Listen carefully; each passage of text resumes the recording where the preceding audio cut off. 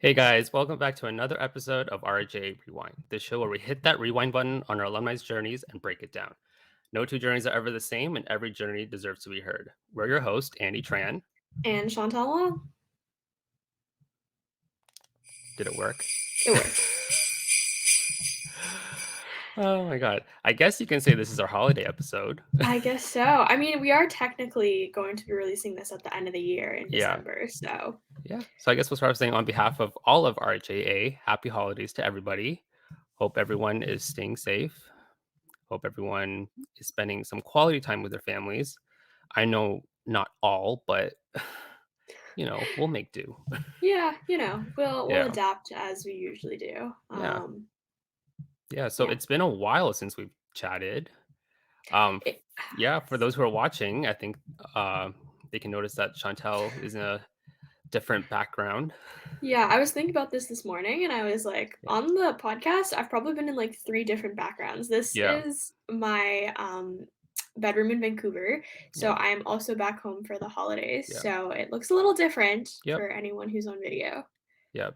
And just for to let everyone know, Chantel got there safely. She I flew out there. did. She flew out there before the government reinstated the travel advisory and all the restrictions. I Um, did indeed. And then I'll be traveling back ideally way after um, like the holidays and everything. So hopefully that'll avoid anything. hopefully. And I guess that leads into one of our first updates that will Yes. affect you. Yay. Uh, so, if you've been living under a rock, you probably don't know, which honestly, I would want to live under a rock right now because the world is burning right now. But in person classes at Ryerson has been postponed to January 31st, 2022. Yeah. So they, I think, released the news last week. Um, and a lot of schools were already going to push Yeah. their online classes until later. I know we're one.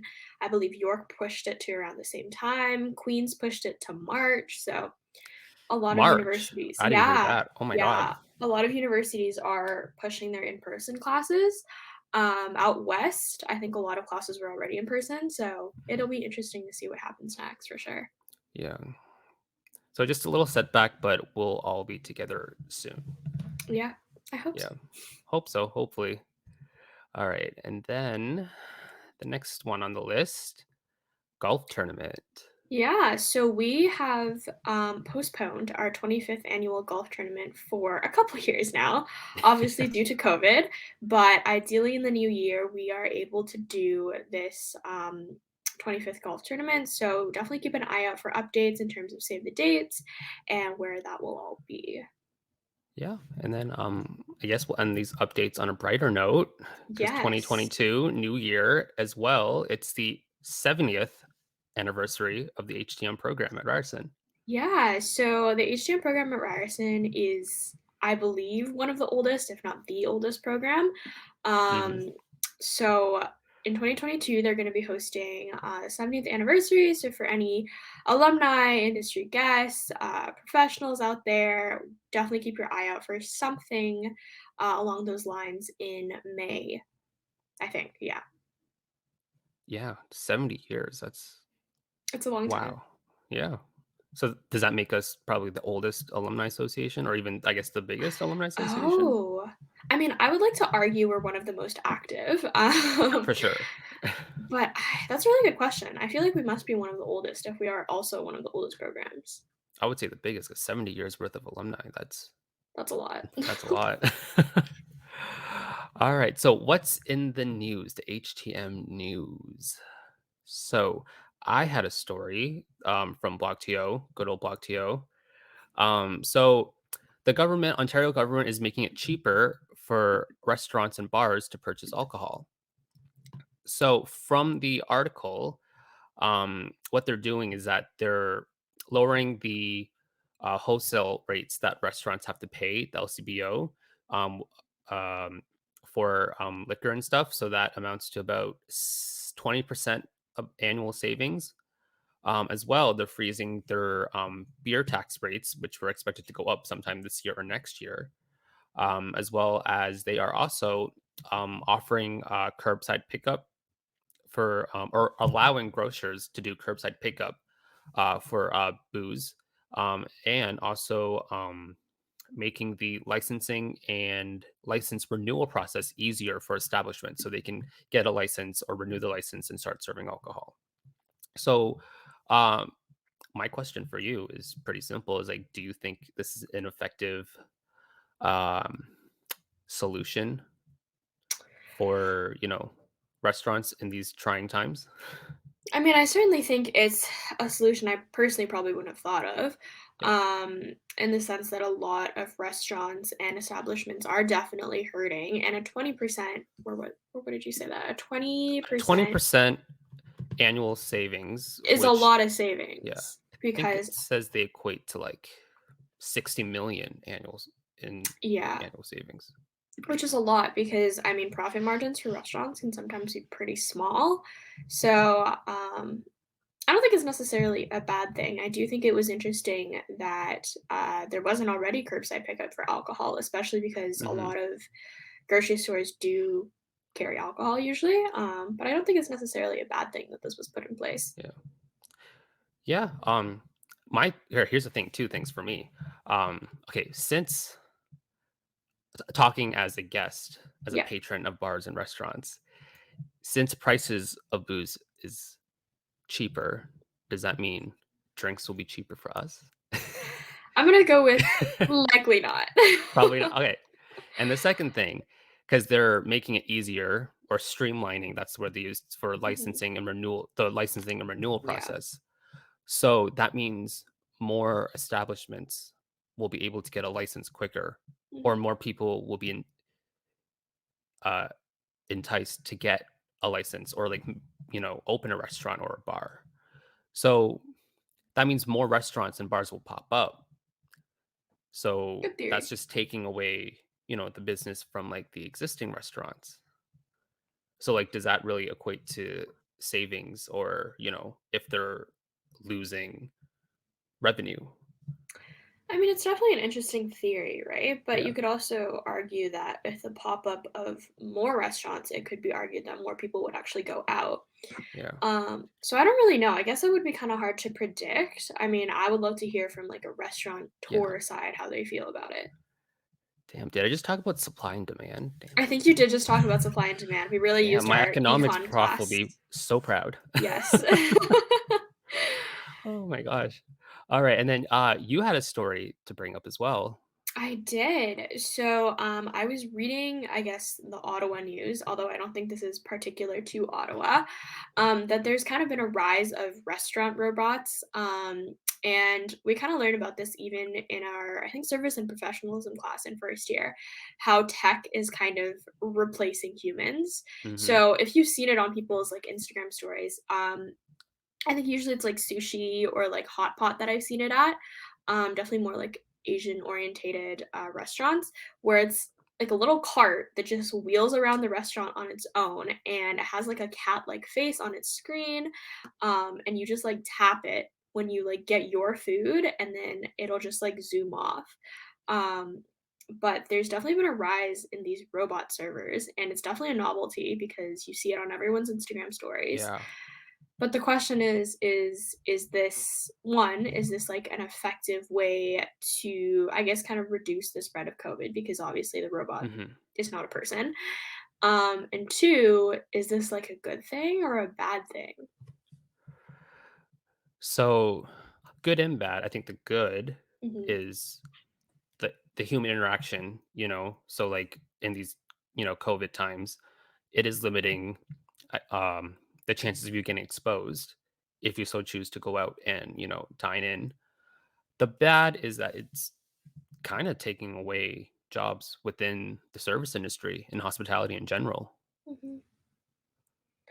Yeah, this is where I also struggle because I think the Yeah. novelty of it is great and arguably it could make the restaurant more efficient, but I would only hope And that it's making it more efficient if it's not replacing yeah, people. and here's the thing.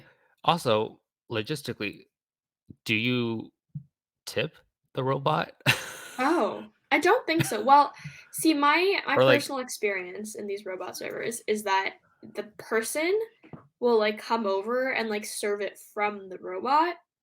So it's like half and half. Or I've been to a place where the robot just like comes and you just unload it yourself.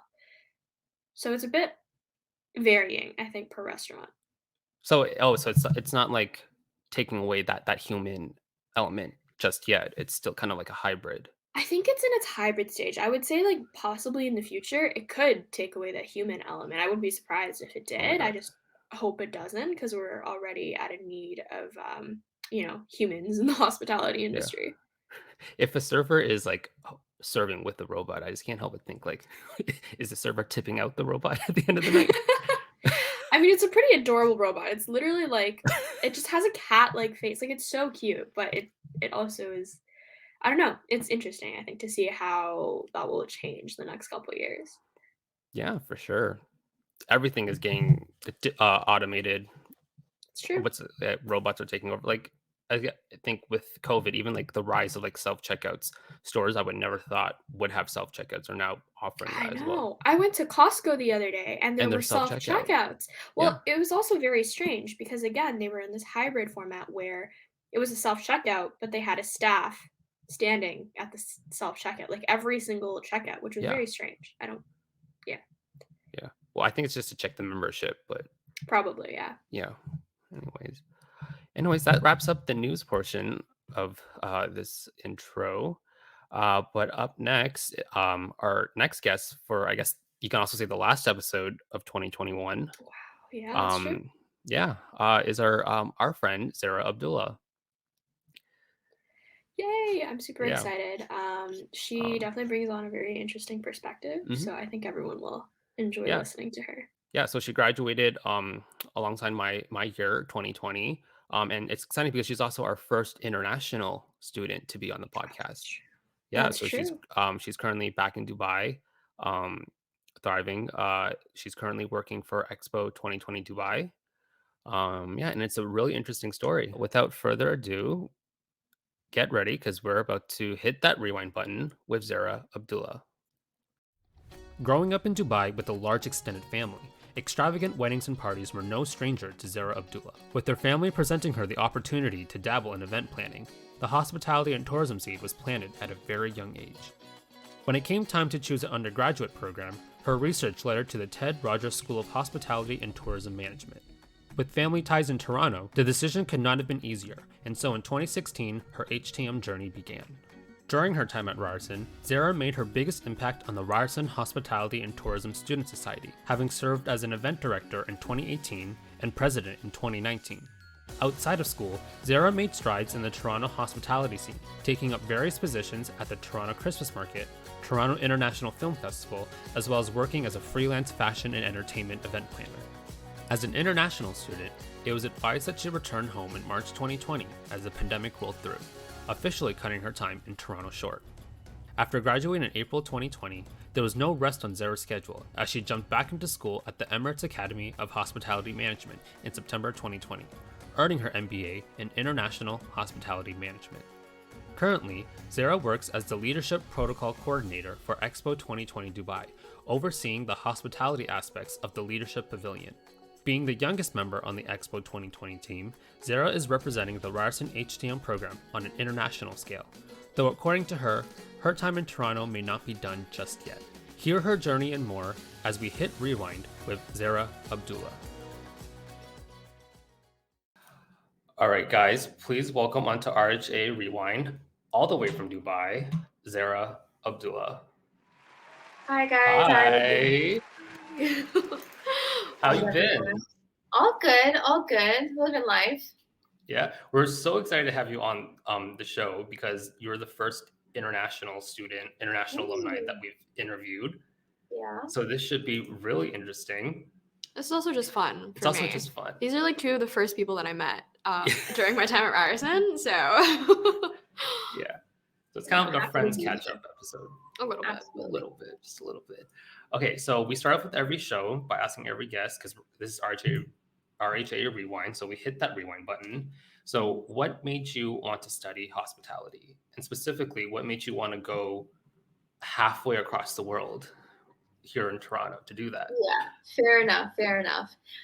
So actually, when I was a kid, I had a lot of weddings in the family, and I really enjoyed getting involved with stuff like that. So because my family was so generous with allowing me to, explore and do like any sort of event planning situation within those weddings, I really discovered a love for events. And so when it came time to decide what I wanted to do, the only thing I could think of was I just want to do events. So at first I was like, okay, we're gonna go into business management and we're gonna maybe try out the entrepreneurship route. And I was like not satisfied with that at all. So I looked into the full list, and for some reason it just clicked. I saw hospitality and I was like, that's what I want to do. So I can't even say that it was like a lifelong dream or anything to go into hospitality and tourism. I was just scrolling through that list and it clicked immediately. And the problem is I had tried already so hard to get into business management that when I called up the student recruiter and I was like, hey, might just change. I just got approved to come in. And she was like, girl. And then she was like, you know what, just transfer over your transcript and we can absolutely get that started for you. So that's how it happened. Wow, I actually didn't know that. I didn't know that you were originally thinking business first. Yeah, can you imagine me? Business still at Ryerson? Yeah, at Ryerson. I still could see you in business management. I could see you thriving in business management. Well, thank you. I don't think it's my vibe, but thank you. So you're at Ryerson, and you got involved in a few different things, mainly RHTSS, so the Ryerson Hospitality and Tourism Student Society, and you started out as a director of events, and this was before I met you. So talk us through that. What made you want to join? Why did you join? Mm-hmm.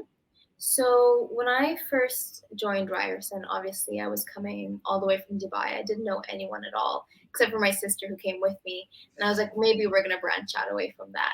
And with the hours that we had to complete, I was really, looking for any potential opening for that. And as I was trying to explore Toronto myself, trying to get to see all those opportunities, I realized it wasn't working, that I was just there free floating. While I was still in first year, I didn't get involved at all. But the second year, I went to my first RHTSS event, which was the conference in February. And from that moment on, I was like, next year, I'm going to plan it.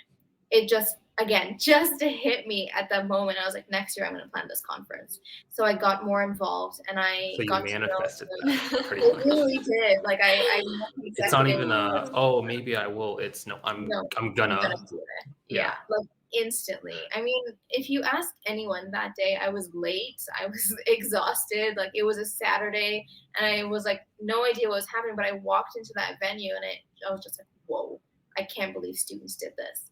And just having that support system of the other students around you and the faculty, I found so comforting and so interesting as well, because I'd never seen that in Dubai. Hadn't seen that for the first 2 years either. And just seeing that exist in Toronto and in Ryerson, I was like, I absolutely have to be a part of that. There's no way I'm not. And I also felt like I had, because of how much that helped me really get to know more people around the program, I really felt like I had a responsibility to like take it one step forward. So not only as a director of events, the next year after that, I was like, maybe we'll go president.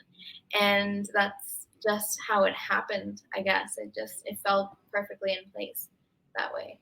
Yeah, and as you alluded to, in 2019, you did become president of RHTSS, and I had the honor of working under you. Had the honor of working with you, both of you. You guys are like some of the best colleagues I've ever had. Oh, honestly, joining the team that year was one of the best decisions or like things that happened to me, I think, during my entire undergrad. Like I 100% believe that, and I fully remember what happened was like Zehra and I met each other at a networking event for Tour Radar, I want to say. Yes.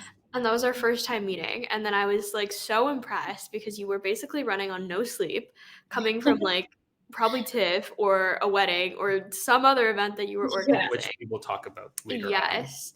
And then like probably a week later, I bumped into you and you were going up the escalators and I was coming down and you were like, I want to talk to you. And I'm like, okay, I'm gonna talk to the president of RHTSS. That's cool.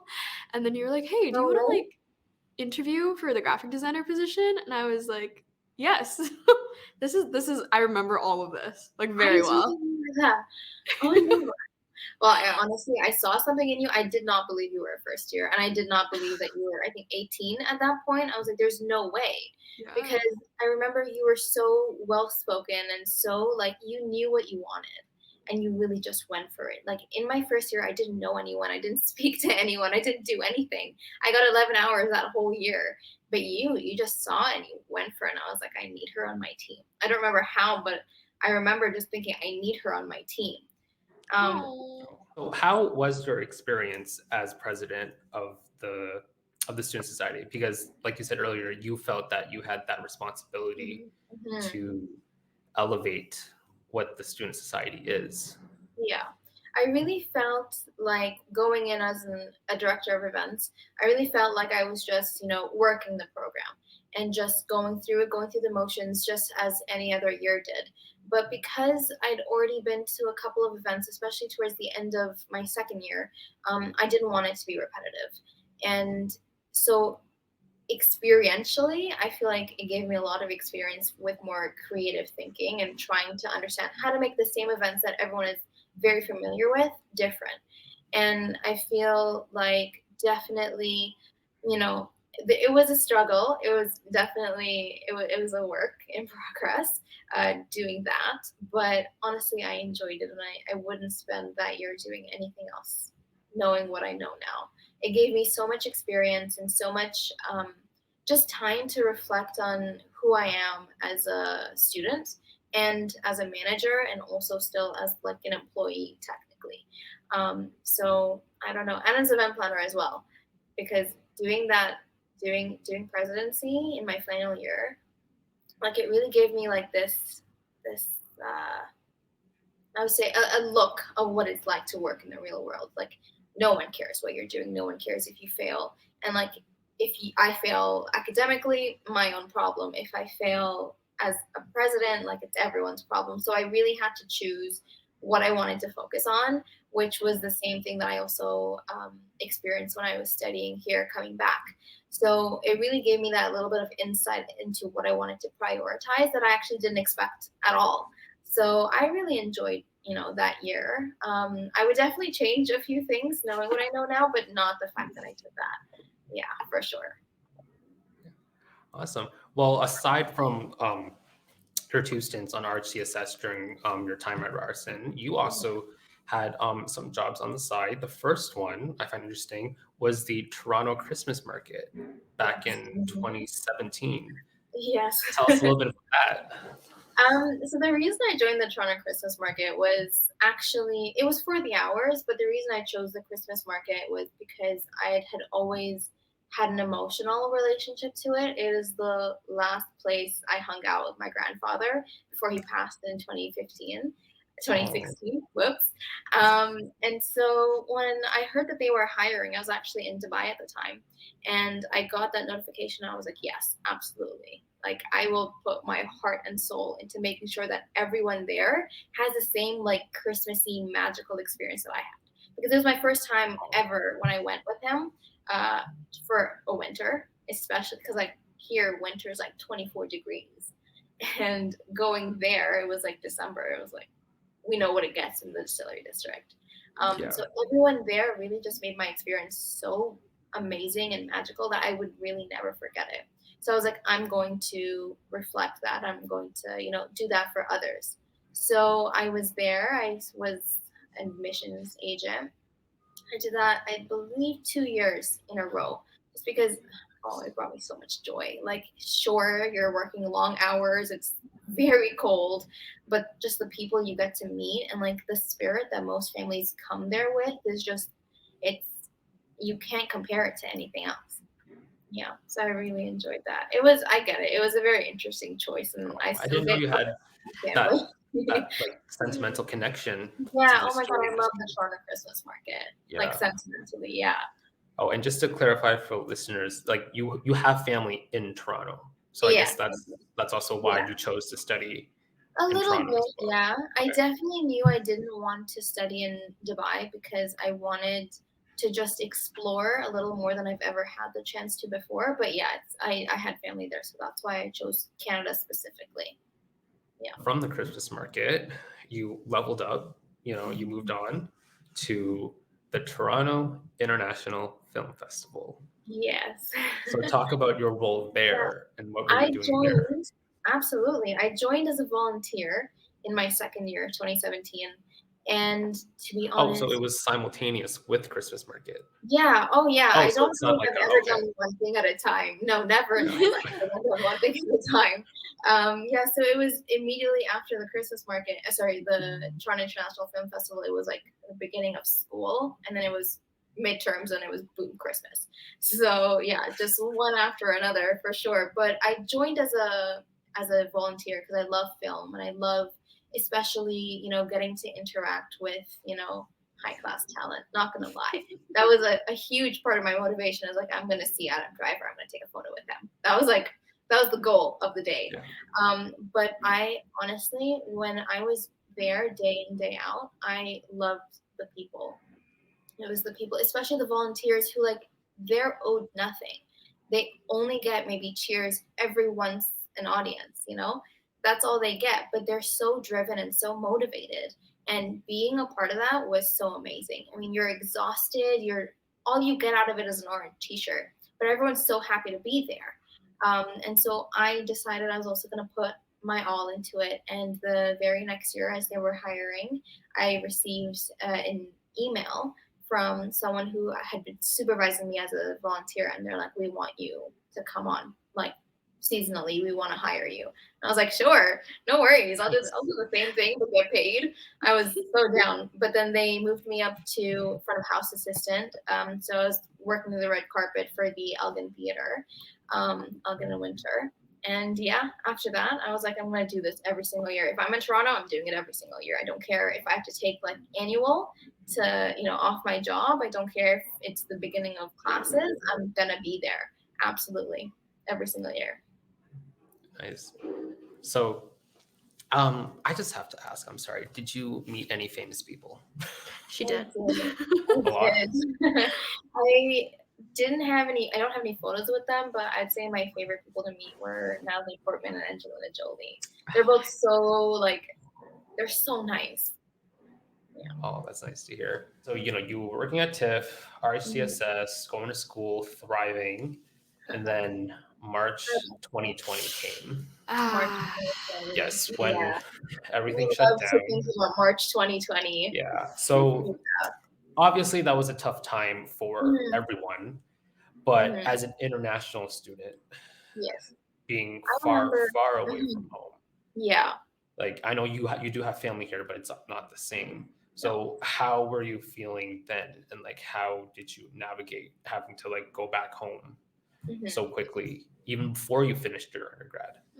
Yeah, I'm gonna be honest. A lot of my stuff is still in Canada. Not gonna lie. If you're gonna mug a house, you know where I live. So, yeah, a lot of my stuff is still there. We really had to rush out. But I think, honestly, I'm gonna go back to the faculty on this one. They made the process so much smoother. I didn't know where I was going to be the very next day, but I remember receiving a call from the embassy, and they were like, you need to go home right now. My parents weren't here with me. It was just me and my sisters, and we were scared of never coming back to Toronto, or maybe losing all the progress we'd made through the year, because I was going to do fourth year again. So yeah, for sure. It was a really weird and scary time, but I remember speaking to the faculty, and they were very reassuring. They explained that while we really don't know what's happening, as long as we keep in touch, everything was going to be fine. And it really helps that all of the professors as well were very flexible with what was happening. I remember our assignments got reduced, and they were very understanding, obviously, with the whole situation.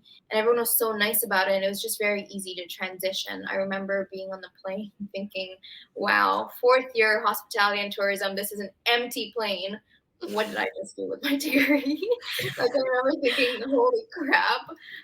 But no, it was a very good experience. I remember finishing finishing my degree in this very bedroom, just on a Oh, random Wednesday, then graduating in this house. And yeah, but everyone made it such a smooth transition and a very good experience that I regret some others haven't had the same opportunity to have the same experience with such a scary move. But I really appreciate how it happened for me, at least. yeah. Yeah, It's nice to hear that you had that support system through all yeah, of this. So moving back to Dubai, you still had to finish school, but yeah. you had the challenge of doing it with an With 8-hour the time time zone difference. difference. Yeah, So yeah, were you like writing exams at like 7 a.m. yeah. Oh or like no. 5 It a.m.? definitely am. Like I remember, so 5 p.m. in Toronto is 2 a.m. here, and I had a Oh 6 to 9. no. You had to do it. I was still in Toronto time anyways, and I remember maybe we got a couple of days off just to get used to it. But yeah, I was here. It was like 4 o'clock in the morning, doing some exams sometimes, and it's just it. It is what it is. But I really like it was an interesting experience. I mean, especially getting to still see so many familiar faces online. Because we had that option. Yeah, it really helped. Uh, you know, being in Dubai but seeing Canadian faces, being on Canadian time, it was a little trippy, not gonna lie. Mhm. But we got through it. So you finished your degree. Hmm. And I remember this time I think we all hopped on a call a couple times and Hmm. everything was just so unknown. So Yeah. how did you decide on your next step, which was pursuing your master's? Oh, I did not decide. I did not decide that for a very long time. I remember I graduated in June and I started my MBA in September. And I just remember in those couple of months in between thinking what my next steps were going to be. And to be honest, I never thought in a million years that I would pursue further education because I was like, I'm done. I'm done with assignments. Thank goodness we're done. No more exams, no more professors. Like, I love our professors, but I was like, please, I'm done. Yeah. Especially not within the same year. I definitely would not have expected that at all. But as I was thinking about what my next move had to be, I saw that, sometimes you just have to take matters into your own hands. No one was hiring. We tried. And so I was like, how am I going to keep myself relevant in, a world where everyone's in the same stage?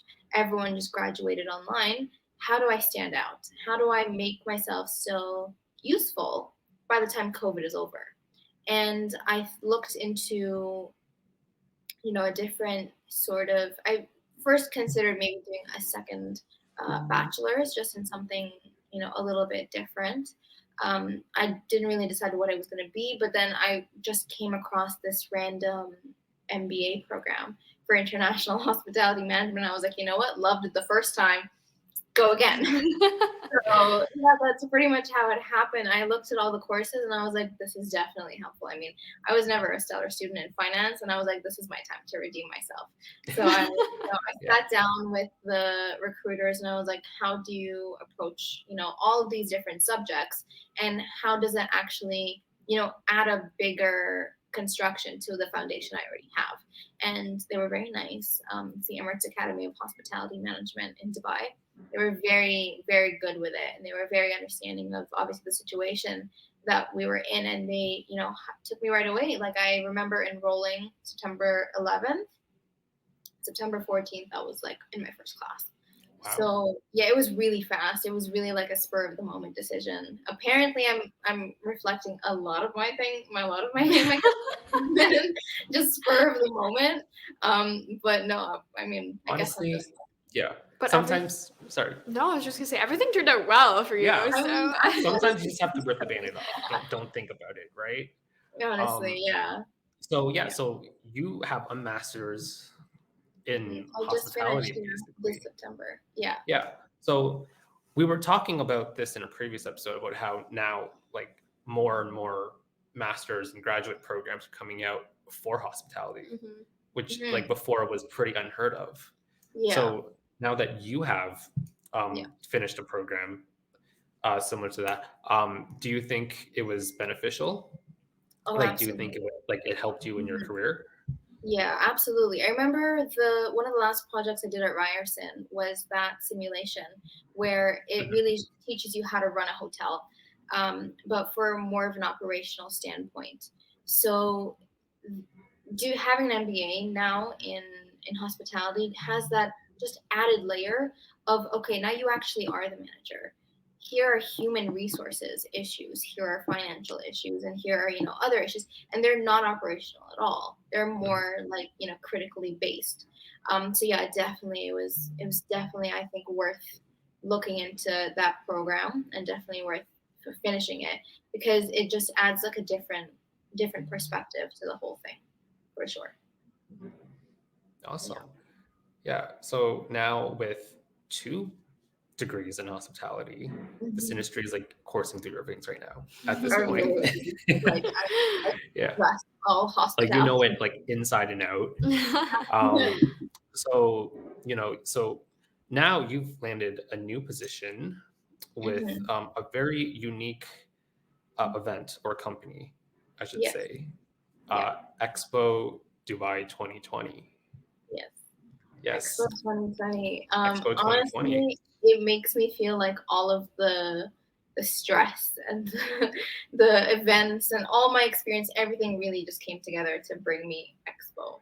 Like, I remember I applied like months before I even heard anything, but I got a random call from a recruiter, and he was like, "Well, I looked at your profile. We're not hiring at the moment, but wow." And I was like, "Thank you."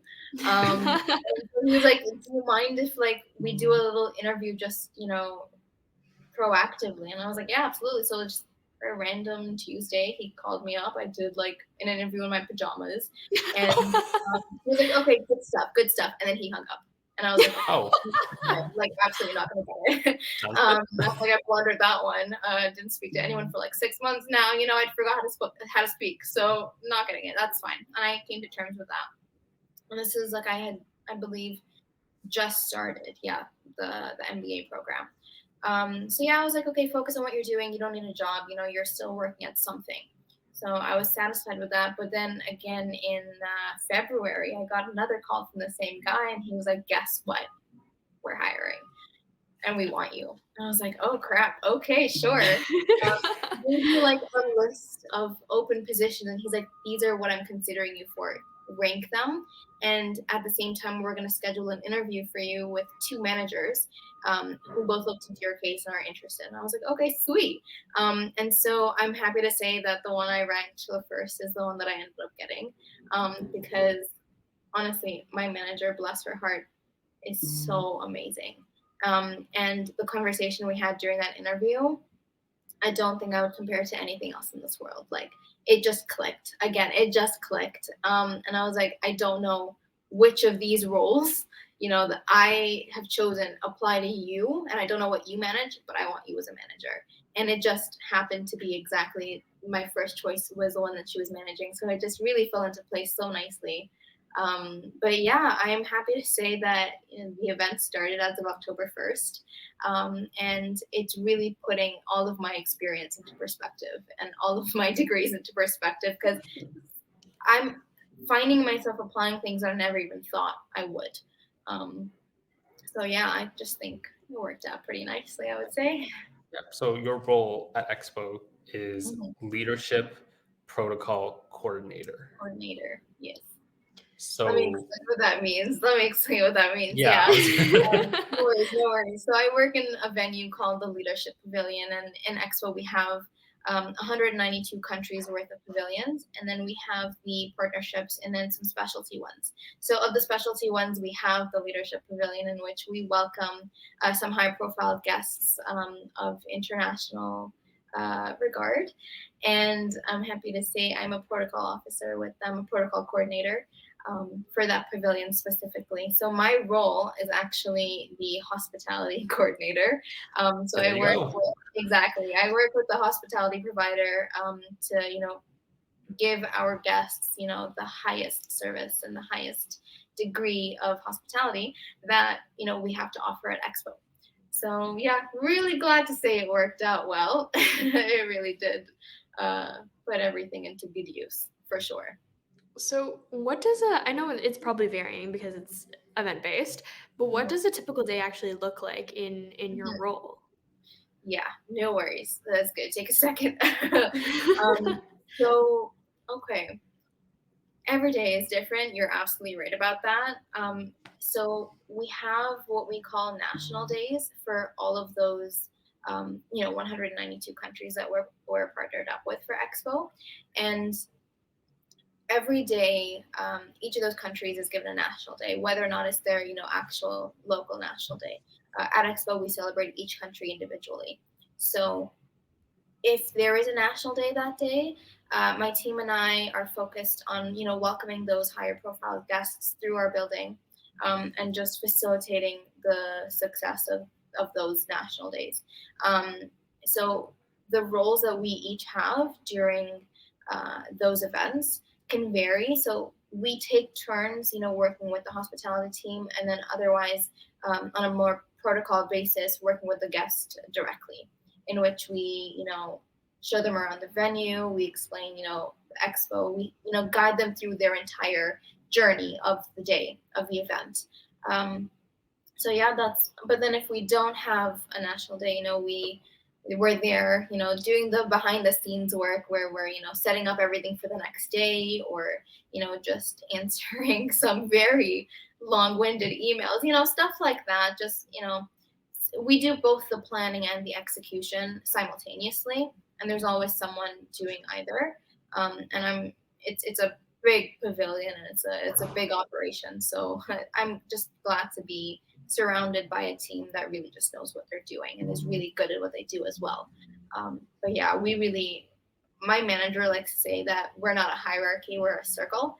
We each take our turn, asking for what we need and then delivering what the other needs. And I really like that ideology. So every day we really take turns with the roles, just to ensure the whole operation is smooth. Yeah.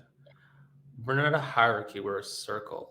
Yeah, I really like that. Never heard of that, but that's a really good outlook on on your relationship with Project your management. She really project is. She has a hierarchy over us, like significantly, but she's like, nope, we're a circle, and we're gonna take our turns, with the team. There's no, there's no manager here. We all work together, and we work as a circle, and I really appreciated that. Yeah. Mm-hmm. Yeah. All right. So now, having worked in the hospitality field in Toronto and Dubai, Mhm. are there any differences that are Yeah. pretty, Yeah. substantial, or like, is it just kind of like more of the same, even though it's like halfway across the Mhm. world? I'm gonna compare the two things that I've done both in Dubai and Toronto that are the most similar, and I would say that's wedding planning. So I would say wedding planning in Toronto is definitely, you get a package of things. There's a straightforward standard practice, which essentially means There's a if you want, formula for everything. yeah, Yeah. exactly. You want like a high profile wedding, these are your suppliers. You want mid, these are your suppliers. Like everything. It's not easy, obviously, but it's there's a standard to it. In Dubai, all we know is bigger than the next. And I'm really, I love that, honestly. It's a challenge every single time. And I remember I hadn't planned a whole wedding, but I did an engagement party here. And we're just trying to find how to do bigger than, our previous event, and finding the correct suppliers for that. And here, every single event is completely different. Sure, in Toronto as well, but you'll see some similarities, you'll see trends. Here, trends don't work. It's what she wants and what he wants, what the family wants. I would say definitely the people who get involved, like the degree in which people are involved, is also very different. In Dubai, you have a lot more people with their input into what they would like their event to look like. Whereas in Canada, from my personal experience, I've had one point of contact, maximum two or three. But here, like, you're getting information from everywhere, and you have to make it work. That's just one of the primary differences that I've seen. So I guess the biggest takeaway is that in Toronto, it's Mhm. more like events are following the trends, but in Yeah. Dubai, it's like we're setting the bar, we're setting the trends. Yeah. I We're would gonna say, go all out. We definitely have seen trendsetters in Toronto, but if we're looking at more of an average basis, yeah, it's following trends. Interesting. Good to know. Yeah, I can see where you get your big ideas from when you were here. Oh my goodness, that I fully believe. For sure. In Canada, I remember coming to class like dressed in a full blazer, heels, everything, and like someone walked by in sweatpants, and I was like, "What?" So I'm not gonna say at the end of my 4 years, I was also the ugliest. So in my baggiest sweatpants, running shoes, sunglasses, you don't know who I am. That happens, but like that was also like a biggest part of the culture shock was like, oh, we don't dress up to go to the mall here. I mean, it was so comforting to know that within a couple of years that there's no pressure. It doesn't matter how you look. Yeah, but it was definitely a difference for sure. All right. Well, we could talk to you for like hours and catch up, but we have before. Yeah, we do have to wrap things up around now. But before you go, there's a little game that Chantel likes to play with all our guests. Yeah. It's just a little this or that rapid fire. Oh, okay. Yeah. So okay. There we go. Away. Are you ready? I'm ready. Okay. Let's do it. Hotel or Airbnb? Hotel. Dine in or takeout? Ooh, dine in. Coffee or tea? Tea. Music or podcast? Pardon? Music. Of course. Are you a morning bird or a night owl? Night owl. That one I knew. Do you prefer the city lights or the countryside? Oh, city. Oof, city. Do you prefer a night in or a night out? Night in. And final question. Toronto or Dubai? Oh, no. Well, I'm here now, so I can't say the wrong thing. Toronto. Dubai. Yeah. We have your stuff, so. True. Give me my stuff back. So we've hit that rewind button, so let's fast forward. Where do you see yourself in about 5 years' time? Oh, okay. I have been thinking about this recently. As you know, Expo is coming to an end. Hopefully back in Toronto. Honestly, that was my answer. I'm thinking if I'm going to stay in Dubai, I'm looking at being a wedding planner. Either that or I want to join Dubai Tourism, which is our local DMO. And they honestly plan the best events, and they really keep the whole Dubai engaged. I really enjoy that, and that's I want to be a part of that. But if I were to come back to Toronto, I'm doing fashion entertainment for the rest of my life. Like no two ways about it. I really enjoyed exactly. I really enjoyed the opportunities that just being at Ryerson gave me. So I wanted to explore more of how it would be like as a solo traveler. To fashion and entertainment events were my life in Toronto, and I really want to explore that a little bit more. And I'm sorry, that's not like a clear answer, but it depends on where I end up. I feel like I have to. No, that's totally fine. Yeah. And finally, what is one piece of advice you would give to any student studying hospitality right now? This one's easy. Get involved. Get involved as soon as you can. Like, I never was the kind of person to even think about belonging to like some student group or anything. I always like looked at them. I was like, okay, who has the time?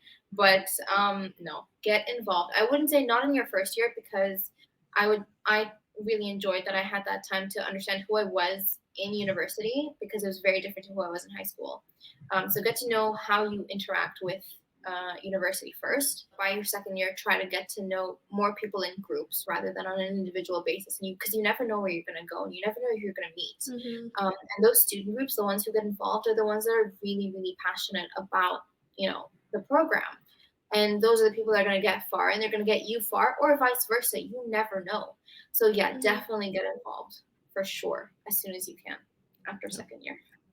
Yep, and there you have it. All right. There it is. Thank you so much, Zehra, for being on RHAA Rewind. Absolutely. Yeah, it was nice catching up. Good luck for everything in Dubai. Hope to see you soon. Hope to see you soon. Absolutely. In person. Please come to Dubai. Otherwise, as Hope soon as Expo is a success. Thank you. Thank you. So we have Zehra's info down at the bottom if you want to follow her on LinkedIn, as well. Check out Expo 2020 at the following socials below. Yeah. And as well, just a reminder, you can always follow RHAA on Facebook, Twitter, and Instagram at RHAA Ryerson, our website, and on LinkedIn, just our full name, as well as our YouTube. You can watch this episode instead of listening if you prefer. And thanks for listening. Yeah. See you Take care. guys. Thanks All for right. listening. Bye.